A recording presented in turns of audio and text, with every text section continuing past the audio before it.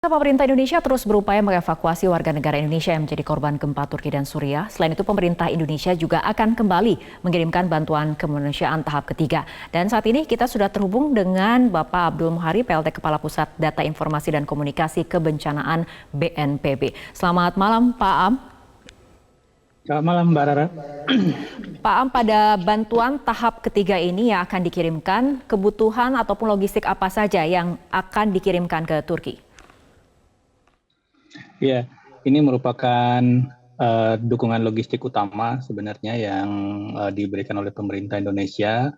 Jadi akan ada logistik dasar alat perangkat dan permakanan juga dengan berat total 75 ton per negara. Jadi besok akan dikirimkan melalui 2 pesawat per negaranya. Jadi ke Suriah itu 2 pesawat, ke Turki 2 pesawat dengan list bantuan yang lebih kurang sama. Ada selimut di situ, tenda pengungsi, tenda keluarga, tenda PVC, tenda keluarga yang lebih kecil, paket makanan siap saji, genset yang paling dibutuhkan pada saat bencana karena listrik belum aktif kembali, hygiene kit, kemudian pakaian anak, dewasa, bayi, sampai jaket dan juga paket-paket makanan siap saji. Ini merupakan kebutuhan-kebutuhan dasar yang diperlukan tidak hanya pada saat minggu pertama, minggu kedua pasca bencana, tetapi karena ini adalah gempa, kita tahu kalau bencana gempa pasti lamanya warga terdampak akan tinggal di pengungsian itu biasanya lebih dari 3 bulan atau bahkan lebih dari 6 bulan hingga 1 tahun. Jadi dukungan-dukungan seperti ini merupakan kebutuhan dasar yang mutlak diperlukan oleh warga di sana. Besok akan dilepas langsung oleh Bapak Presiden Republik Indonesia, Mbak Rara. Baik, Pak Am, dalam perbincangan saya sebelumnya dengan Dubes RI untuk Turki, Bapak lalu Muhammad Iqbal mengatakan dari hasil need assessment yang terakhir yang paling dibutuhkan salah satunya adalah tenda dan juga ada vaksin tetanus seperti itu. Nah, untuk tenda sendiri artinya jumlahnya seperti apa yang dikirimkan? Apakah memang akan menjadi salah satu kebutuhan logistik utama yang kemudian mungkin jumlahnya diperbanyak atau seperti apa?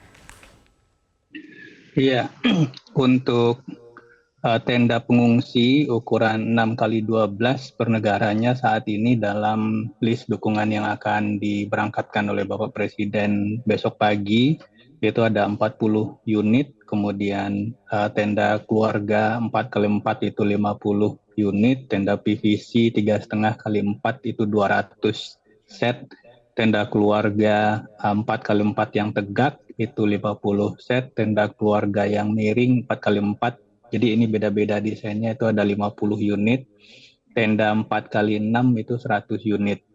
Memang tentu saja ini masih jauh dari kebutuhan yang mungkin diperlukan oleh warga terdampak karena kita tahu masyarakat terdampak saja udah lebih dari 150.000 jiwa di sana, tetapi paling tidak kita akan lihat kebutuhan-kebutuhan di mana tim Indonesia nantinya akan bertugas dan kita harapkan ini bisa mendukung dulu kebutuhan saat ini dan jika diperlukan situasinya dinamis kita lihat nanti perkembangan di lapangan. Oke, baik Pak Am, selanjutnya mekanisme penyaluran bantuannya akan seperti apa? Ya, besok pagi kita akan berangkat dipimpin oleh Menko PMK bersama Kepala BNPB dan juga didampingi oleh beberapa anggota Komisi 8 DPR RI. Kita akan langsung ke Adana, kemudian dari Adana kita akan ke lokasi daerah terdampak di Hatay dan Atakia yang saat ini sudah ada bertugas tim Yusar Indonesia yang kita kirim pada gelombang pertama sebanyak 47 orang, didampingi BNPB 15 orang. Kemudian juga ada kita akan mengunjungi lokasi tim IMT Indonesia, Emergency Medical Team, beranggotakan 119 personil, Nah, ini di lokasi-lokasi ini nantinya kita akan mendistribusikan bantuan dan tentu saja akan didampingi oleh Duta Besar kita untuk Turki. yang kita harapkan bantuan ini benar-benar bisa langsung menyasar dan sampai pada lokasi-lokasi di mana warga terdampak paling parah. Ini menjadi target pengiriman dukungan logistik dasar ini besok. Jadi Menko PMK dan Kepala BNPB akan memimpin langsung ke lokasi daerah yang paling terdampak untuk bisa kita mendistribusikan bantuan dari pemerintah Indonesia, Mbak Rara. Baik Pak Am, artinya wilayah mana saja yang akan menjadi fokus penyaluran bantuan dari Indonesia untuk Turki? Untuk fokus wilayah yang akan kita kejar itu ada beberapa tempat. Jadi untuk keberangkatan besok itu kita akan sampai di Hatay pada hari Rabu, kemudian kita juga akan mengunjungi Atakia. Ini dua daerah ini merupakan daerah yang paling terdampak.